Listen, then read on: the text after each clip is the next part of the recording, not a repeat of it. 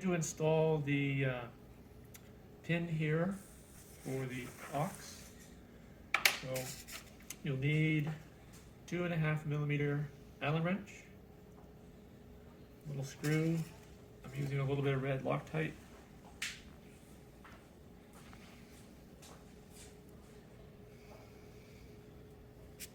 On there,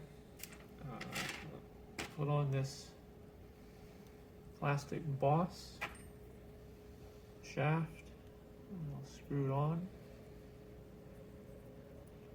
So that's basically one side done. I'm going to slide it through,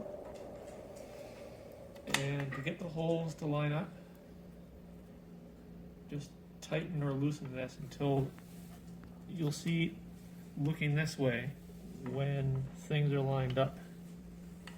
So you may have to loosen or tighten this red nut, knurled nut. So the shaft is through. Little red Loctite on the other screw. You don't have red,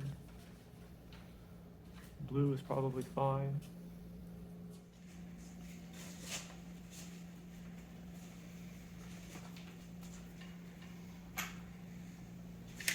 I have a second 2.5 mm, and then just snug it up, and that's in.